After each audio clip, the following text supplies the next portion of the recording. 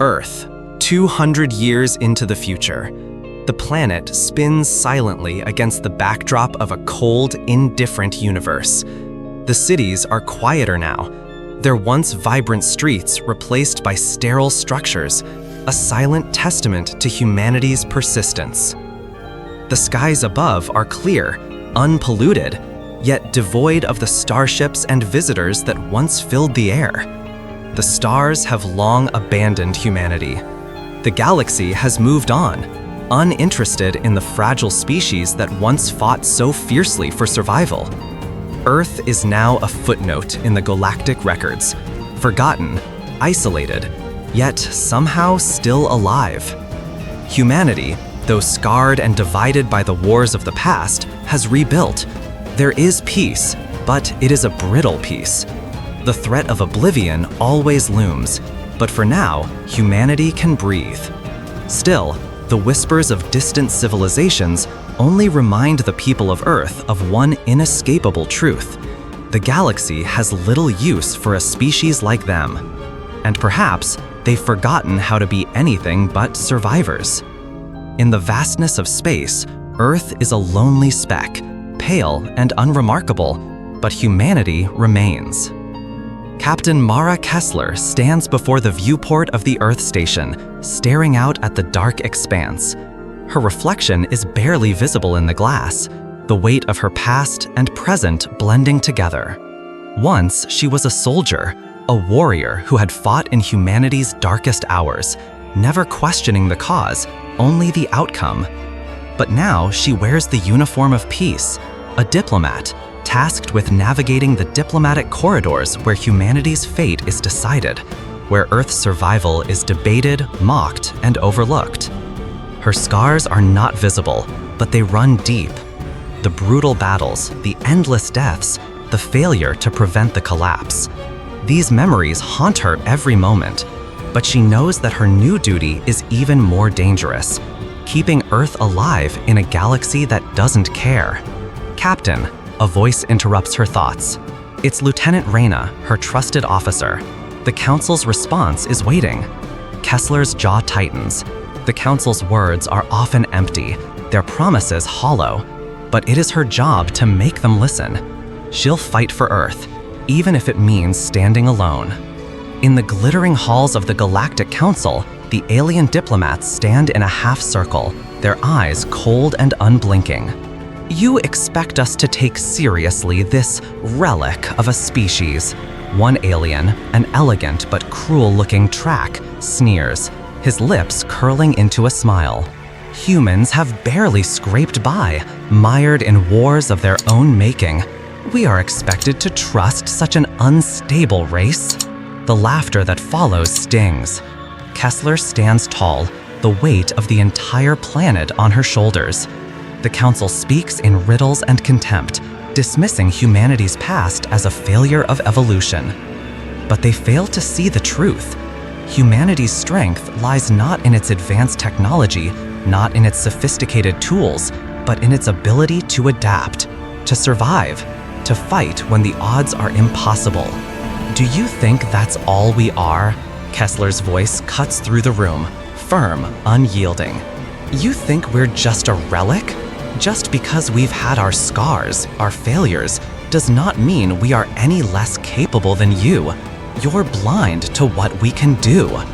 Her words hang in the air, but the alien diplomats only smile knowingly. They've underestimated humanity before. Late into the night, deep space sensors crackle with activity. The vast, silent web of Earth's detection systems hums to life, scanning the dark corners of the galaxy. It's routine, a system designed for passive surveillance, but tonight it detects something new. A transmission. It's not a message of peace or diplomacy, it's something darker, a military signal. The Velkar Dominion, a ruthless race known for their cruelty, is preparing for invasion. No negotiation, no warning, just conquest. Kessler listens, her fingers frozen on the control panel as the transmission continues. She sees the tactical information, the fleet, the ships, the numbers. It's not a drill. Earth is their target. The realization strikes like a hammer. The galaxy had forgotten Earth, but the Velkar Dominion has not, and their wrath will come without mercy. Kessler's eyes burn with frustration as she receives the Galactic Council's response. They've already made their decision. Earth's survival is a low priority. The Velkar Dominion's actions are seen as a distant issue, one the Council will address in their own time, not humanity's. They've abandoned us, Kessler mutters, barely believing what she's hearing. Her voice shakes, but her resolve remains unbroken. They are leaving us to die. Her team stands in silence, but she knows they're all thinking the same thing. Earth is on its own. No reinforcements, no allies. Just a dying planet and a fleet of alien invaders ready to crush them. But Earth has faced worse, and it will face this too. Alone in her quarters, Kessler stares out at the stars. The weight of command presses down on her chest, suffocating, relentless. Her mind races through every option. Fight and die, bend the knee and live with the shame, or do something no one expects. She clenches her fists. There is no choice. Earth will not wait to be conquered. The time for negotiations is over. The time for survival begins now. I won't let them take us, she whispers to herself, steeling her resolve. Not without a fight. Kessler reaches for the comm system. Orders are given. Stealth platforms will reposition. The ancient weapon systems buried deep beneath Earth's oceans and moons, long dormant, long forgotten, will wake once more. She knows this decision will be the end of innocence. The first strike will be launched. Earth will strike first, or it will die trying. The command is given. Across Earth's moons and oceans, ancient weapon platforms hum to life. Deep beneath the surface, massive machines once thought lost to time begin to stir, their cold metal surfaces gleaming as if waiting for this moment. Kessler stands on the bridge of Earth's last defense vessel, watching the preparations. Her face is a mask of determination, a silent acknowledgement of the road ahead. "Captain," Reyna says, his voice thick with tension. "We're ready." The order is issued. Earth will fight back. For every casualty, for every loss, the Velkar Dominion will feel humanity's wrath. Earth will not be a victim again. The first salvo is fired. The deep space sensors detect the launch. Humanity's strike has begun. It's Earth's first act of defiance in a galaxy that thought it had been forgotten, and it will not be the last. The cold expanse of space is endless, silent, a place where nothing matters until something does. A flicker across Earth's long-range sensors, a brief pulse that shatters the calm. It's faint at first, just a whisper of movement at the far edge of the Sol system. But the data is clear. The Velkar fleet is out there, massive, coordinated, and only days away. Captain Mara Kessler stares at the screen, her heart racing. This is no longer a theory, a hypothetical. The numbers don't lie. The enemy is coming. And Earth is alone. A cold chill runs down her spine as the sensor readings update. The Velkar ships are like a swarm of locusts, spreading through the dark. Their trajectory is straight for Earth. No longer a distant shadow, but a lethal certainty. The silence in the command center feels suffocating. She turns to Lieutenant Reyna, her face drawn, pale. "We need to act, now." Reyna looks at her, eyes wide with fear. "We don't have the firepower, Captain. Not for something like this." Kessler clenches her jaw. They're outgunned, outclassed, but humanity's will to survive is more dangerous than any weapon. At the Galactic Council chamber, the air hums with the idle chatter of alien delegates. They sit in their high, polished chairs, eyes glowing with arrogance as Earth's final plea flickers across the holoscreen. Earth's pleas are, what's the word? The track ambassador chuckles, turning to his fellow delegates. Ah, yes, paranoia, a primitive world's fear of its own shadow. How quaint. Kessler's fists clench as the laughter ripples through the room. The aliens mock them, belittling the very real threat that's bearing down on them. To the Council, Earth is nothing but a relic, a dying planet with no place among the stars. They're blind, Kessler whispers under her breath, her voice barely a murmur against the Council's dismissal. The track laughs again. What is the threat exactly? A fleet of barbarians? Please, we've already discussed this. The Velkar Dominion will hardly be a concern. They've been mocked before, laughed off as a forgotten species, but this time, the price of ignorance will be their undoing. Deep within the bowels of Earth's military command, far beyond the eyes of the Council, a classified project lies dormant, hidden in asteroid fields, buried in ancient launch silos deep beneath the oceans. Project Styx. Built from scraps, mining drones, decommissioned war tech, raw, desperate innovation, it was a last-ditch effort.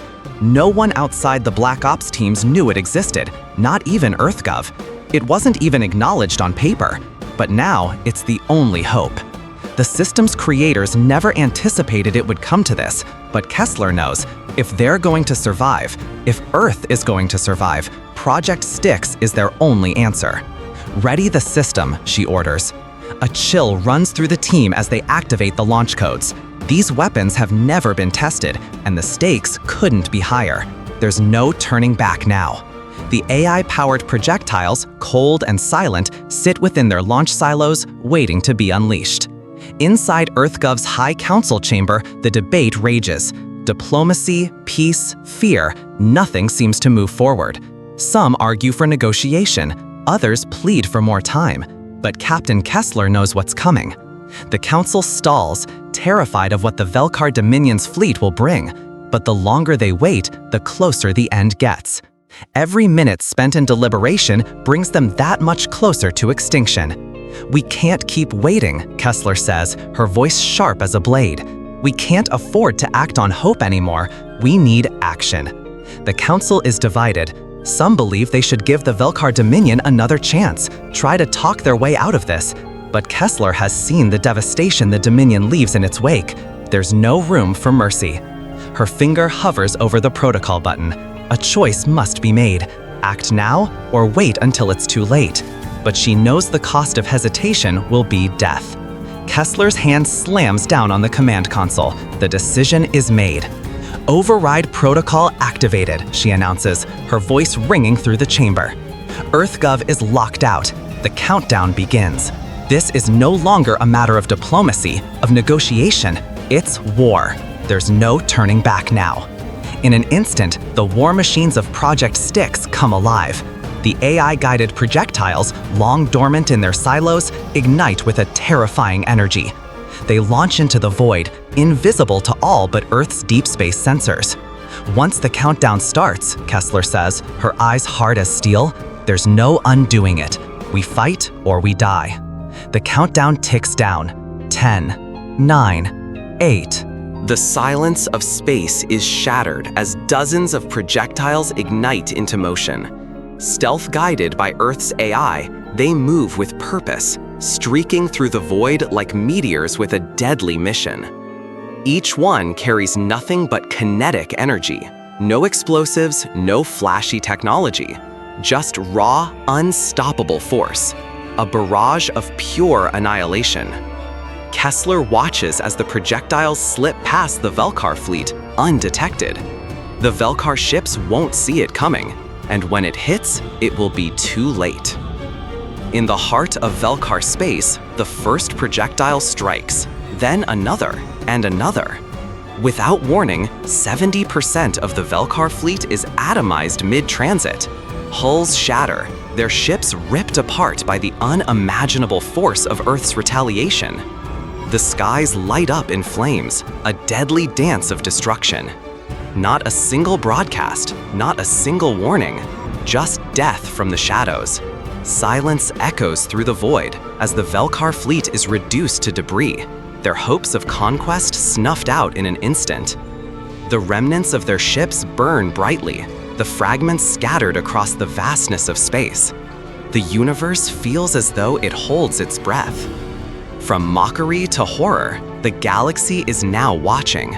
The Backwater planet, the one they laughed off, has struck first. And now it has the galaxy's attention. Earth's voice has been heard, and the galaxy is learning a very simple, very terrifying truth. Earth doesn't bow, it fights. And when Earth fights, the stars themselves tremble. The void is alive with change. In the deep, where silence once ruled, a tremor reverberates. The Velkar fleet, once a harbinger of conquest, is no more. The stars that bore witness to their destruction now shine in eerie calm. But the universe is far from still. Across galactic communication channels, the story spreads faster than light itself. News agencies, some alien and others Earth-based, crackle with the tale of Earth's unexpected blow. Fear and awe cascade through the stars like wildfire, every civilization's pulse quickening with disbelief. What do you mean? Earth destroyed the Velkar fleet? How? An alien diplomat asks, his face frozen in confusion as he watches a live feed of the aftermath. The Velkar, a force known for their ruthless efficiency and overwhelming power, had been torn apart in an instant. The alien ships, their mighty hulls shattered and burning in the cold of space, were no longer symbols of their power. The galaxy watched, stunned. Earth had struck, and struck hard. The galaxy now sees Earth not as a backwater, but as something far more terrifying. A new and unpredictable force, capable of shaking the stars themselves. The silence that follows the broadcast feels heavier than the destruction itself. In the hollowed halls of the Galactic Council, the mood shifts dramatically. Where once Earth's warnings were laughed off as paranoid ramblings, now the name Earth is a threat, an outlier, a danger to galactic peace. The very same diplomats who mocked Earth are now scrambling to distance themselves, their faces twisted in disbelief and anger. "You fool," shouts a track representative, pointing angrily at the Earth envoy. "You've made Earth a target for every faction in the galaxy. They've proven they strike first. What will stop them from attacking us?" Earth's actions are no longer dismissed. They are feared, revered in some circles, but loathed by others. A warning bell to all who dare underestimate humanity. The fear is palpable, rolling through the council like a rising tide. Earth's name is now synonymous with unpredictable aggression. Those who once mocked now scheme and plot their own defense. As Kessler watches from her command, she knows this is just the beginning. The ripples from Earth's strike are only growing. The media's response is swift. Alien social networks explode with activity. Hashtags trend across planets and systems. Hashtag ban humanity. Hashtag Earth strikes first. The term barbaric appears in headlines across the galaxy, a title the media now paints on humanity's chest. The attack is framed as the actions of a dangerous, primitive species that cannot be trusted. On one world, a popular news anchor, once dismissive of Earth, now snarls in outrage. Earth is a savage relic of a bygone age. This primitive species has no place among the stars. They must be stopped before they become a threat to us all. As the media frenzy intensifies, a growing sentiment begins to take shape among the alien populations. The idea that Earth, a species once mocked and underestimated, might actually be capable of destroying the galactic balance shakes their confidence. In the streets of alien capitals, protests rage, calling for Earth's immediate isolation and elimination. They've woken a sleeping giant. Amid the protests, a different conversation is taking place. Hidden in the back rooms of galactic power, whispers emerge. Some factions, some individuals, are beginning to see Earth's boldness as strength. Strength that perhaps they should consider emulating. "The Velkar were ruthless, but so were we," murmurs a Darnak diplomat to his peers in a secure meeting. We took our world by force. Perhaps Earth understands what the others refuse to see. The galaxy is weak." Around him, his allies nod. There's a growing number of powerful voices who view Earth's aggression not as a threat to the status quo, but as a model that demands respect. It's a dangerous sentiment, but it's real. Earth's ability to act without hesitation has caught the eye of those who have long craved power. As Kessler watches this unfold, she can't help but wonder, are they the enemies Earth must face, or are they potential allies? For the first time, she's not sure. Far from Earth's gaze, deep in the Velkar fleet's command center, General Terran Thok watches the destruction of his people's might with fury in his eyes. The blow to the Velkar was personal for him. His family had been on one of those ships. His heart burns with the thirst for vengeance. "Humanity," he growls, his voice thick with hate. "You have made a mistake."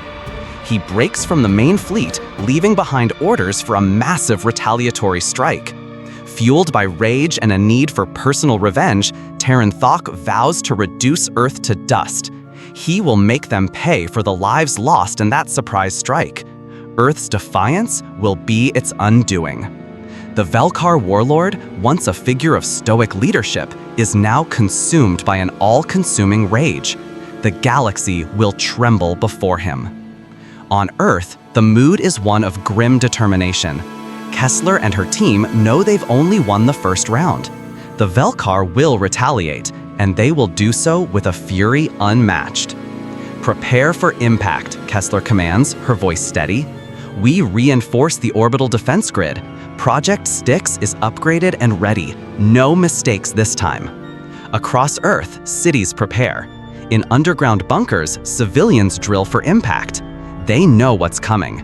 The countdown to the next conflict has begun. Everyone on Earth understands. The next strike will be louder. It will be deadly. The air is thick with tension, but there is also an unspoken resolve. Earth will not fall. Not today, not ever. In the dark corners of EarthGov's military operations, Lieutenant Rajan Harlow is a legend. A former rogue coder turned soldier, he thrives on unpredictability. His genius lies in crafting adaptive AI systems that can learn, evolve, and outsmart anything thrown at them. Harlow stands in front of a screen, his fingers dancing over the keys. "They think they can predict us," he mutters. "They're wrong." He injects his newly designed AI into Earth's defense systems, creating a dynamic, unpredictable battle network. This new system won't just fight back. It will adapt, change, and strike where the enemy least expects it.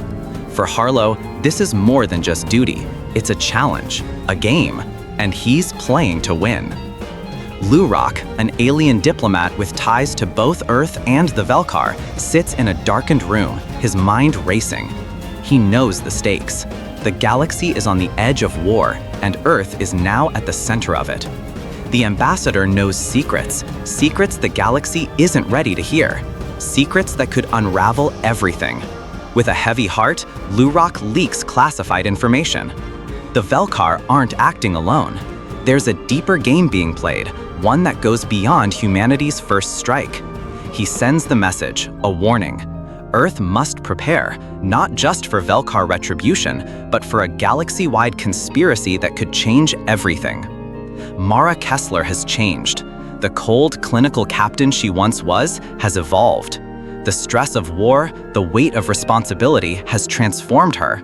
The fear she once carried has turned into an unyielding fury. Her eyes no longer reflect hesitation. They burn with the need to protect Earth at all costs. "What the galaxy doesn't understand is this," Kessler says in a broadcast to EarthGov officials. "Humanity isn't afraid of the stars. We are the stars. We will do what it takes to survive. And if we must tear the galaxy apart to ensure it, then so be it." The captain's voice resonates with unshakable confidence. She's not just a leader anymore. She is the embodiment of humanity's raw survival instinct. And if the galaxy thinks it can crush Earth, they are gravely mistaken. The black void of space was an eerie calm as Earth watched helplessly. Suddenly, the silence shattered like glass. Terran Thok's fleet emerged from stealth, a shadow against the stars. 12 massive warships, their dark hulls coated in smoldering scars of their previous battles, hung like a storm cloud above Earth. The fleet exhaled fire, streaks of orange and red splintering the sky. Terran Thok stood at the helm of his flagship, eyes cold and full of vengeance. His hand gripped the console, nails digging into the metal as he stared down at the pale blue planet below. "They dared," he whispered, a promise of death. Earth, for all its advancements, had no idea what was coming. Satellites blinked out of existence in the span of seconds. Communications were severed. Fear spread faster than the destruction. Terran Thok's fleet had come for one thing: annihilation. The whole galaxy would know that humanity had provoked the wrath of a force far greater than them. But humanity would not go quietly. They never had.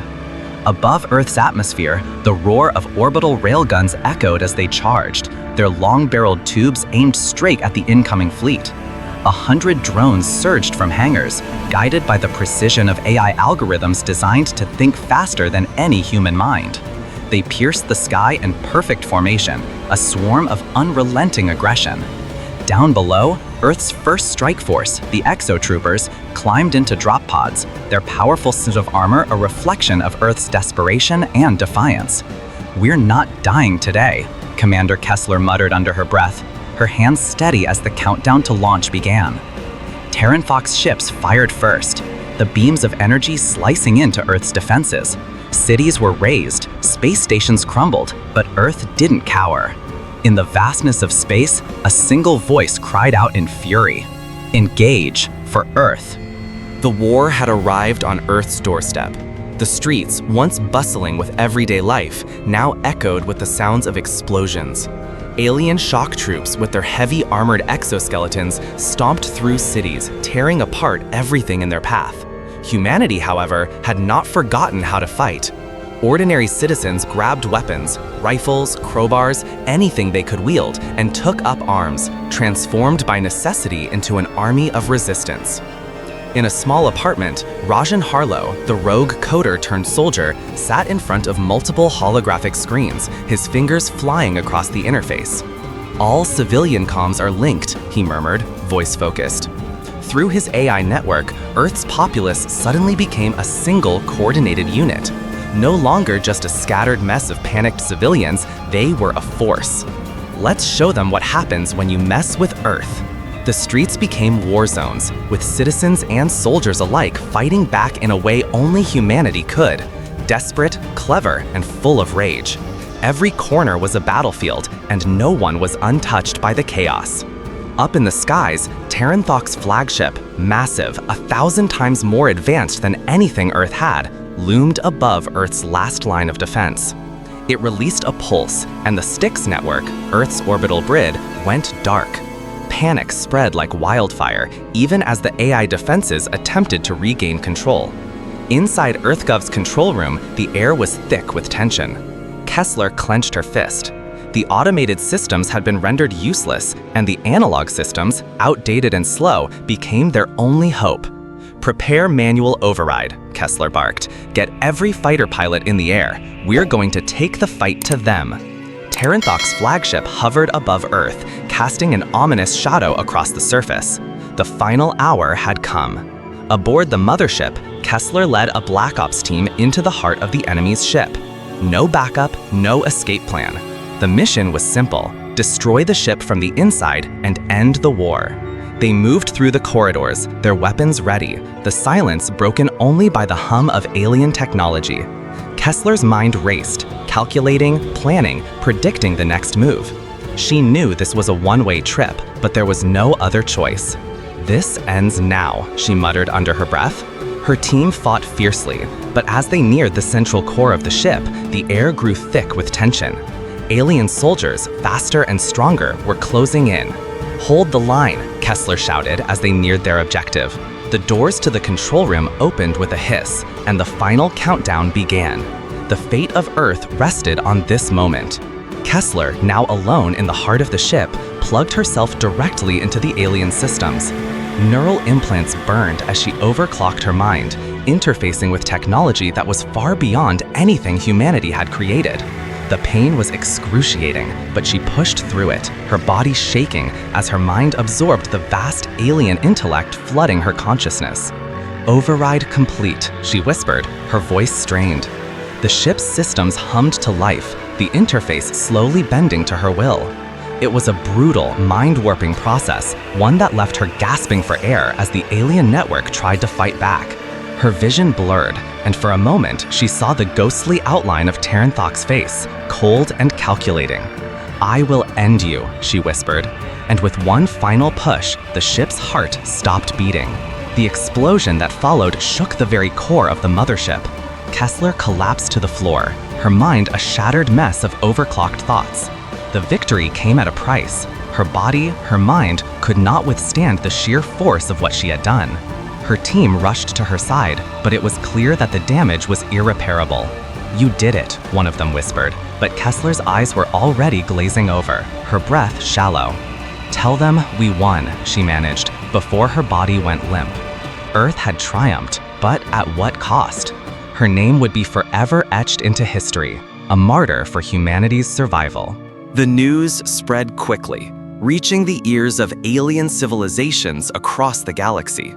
From orbiting moons to drowned worlds, billions watched in awe as humanity, against all odds, stood firm.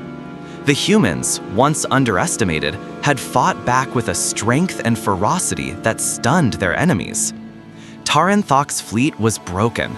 Earth had proven itself capable of standing against the mightiest of foes, and, for the first time in galactic history, the universe was forced to reconsider the true nature of humanity.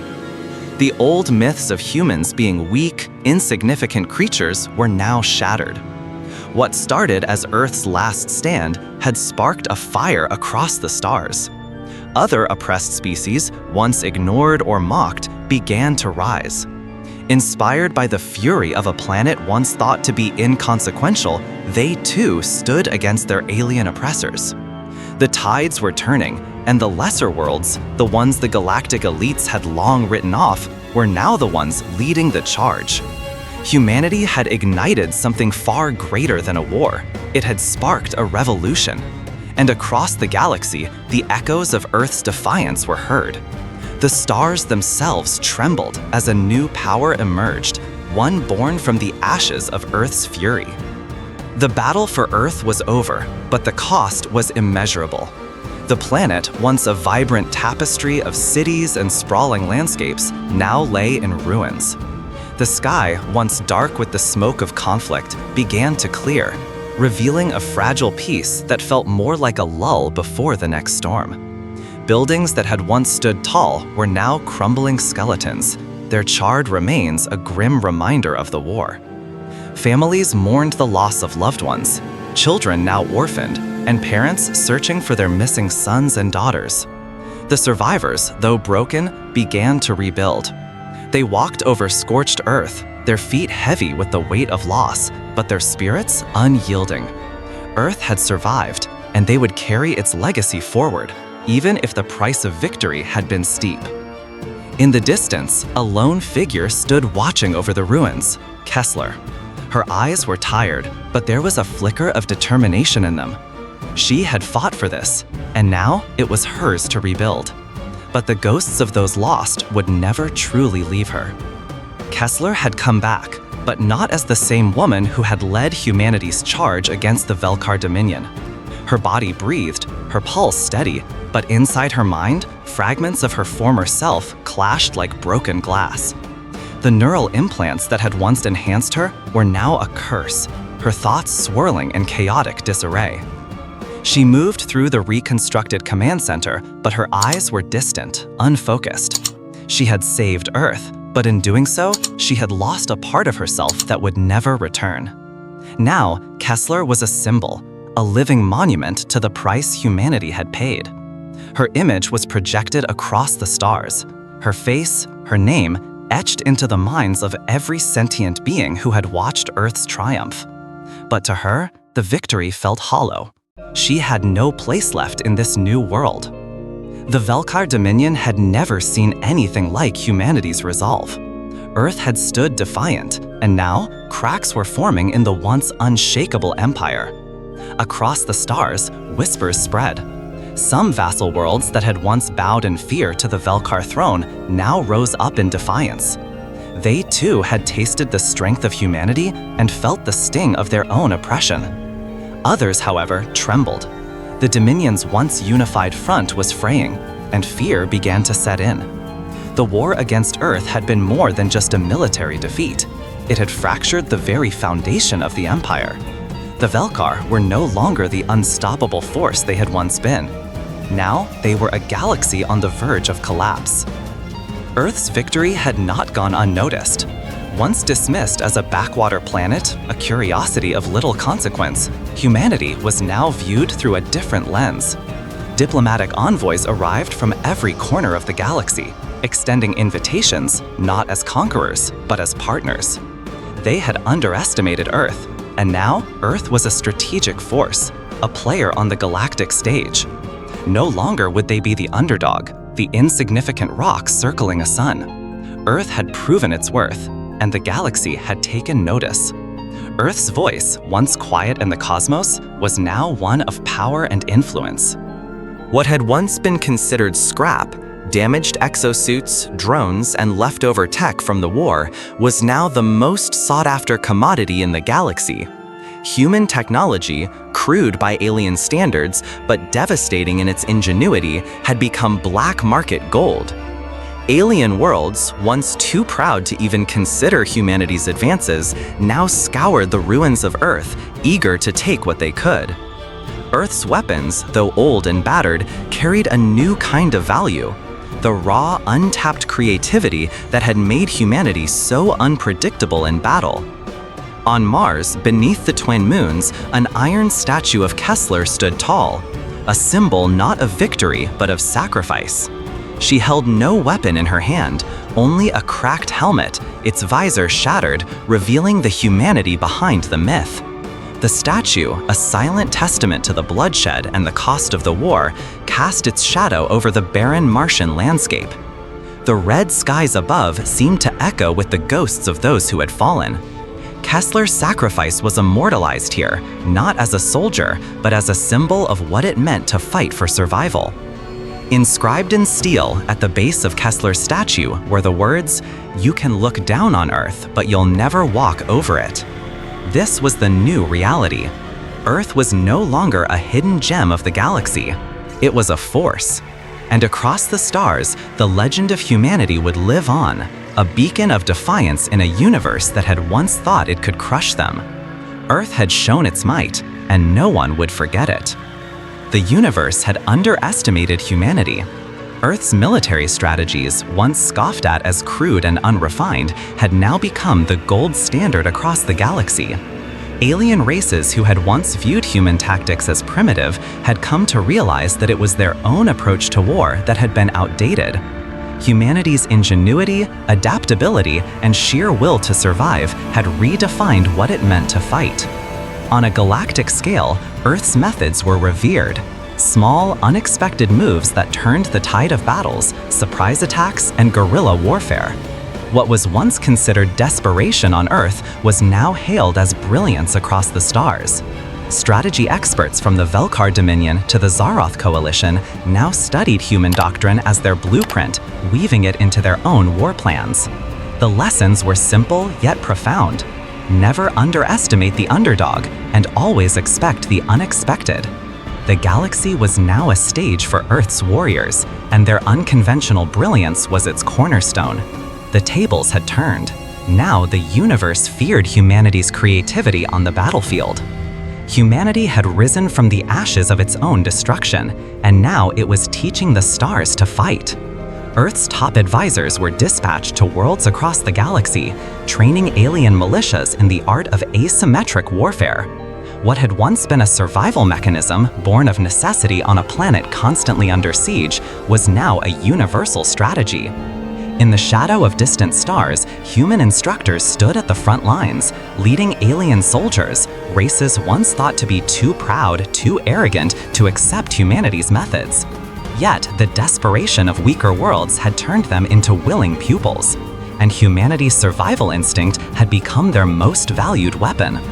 Earth had once fought alone, but now it fought alongside these newfound allies, teaching them that strength did not come from numbers, but from strategy, from creativity, and from the unyielding will to survive against overwhelming odds. Beyond the known galaxy, beyond the edges of mapped space, something new stirred. Humanity had taken its place among the stars, but now, darker forces watched from the depths of the void. The galaxy felt the shift, a presence unseen but deeply felt. The tension in the air was thick, almost suffocating. Unseen ships, cloaked in shadows, lingered beyond the known borders, their intentions unclear. But they were not idle. Every intelligence across the galaxy knew that something was coming. The question was no longer if, but when. The galaxy held its breath. Humanity, once the hunted, now had its eyes open, watching for the faintest sign of these new threats. It was no longer the prey. It was the hunter. 5 years had passed since Earth had won its place in the galactic struggle. Now, a young captain stood at the helm of humanity's newly commissioned fleet, staring out at the stars, knowing the mantle had passed. The galaxy was no longer a place of uncertainty. It was a place of responsibility. The captain's gaze was unwavering, sharp with the weight of leadership. His people, once small, now commanded the respect of the universe. He knew that Earth's place in this cosmic chess game had changed forever. This was no longer about survival. It was about keeping humanity at the table, ensuring it would not be forgotten. He turned, addressing the crew, his voice calm but resolute. "We will defend our place among the stars, no matter the cost." The fleet stirred, ready for whatever the galaxy would throw at them. The message was clear. They once called us primitive. Now they call us the first strike species. Humanity had become the first to act, the first to fight back, the first to launch preemptive strikes when the galaxy thought it was safe. What once seemed reckless was now calculated brilliance. The galaxy had seen the fire in humanity's eyes, and they knew when the first shots rang out, they would be made by human hands. Earth had redefined the nature of war, not with overwhelming firepower, but with precision, innovation, and timing. They were no longer the desperate survivors.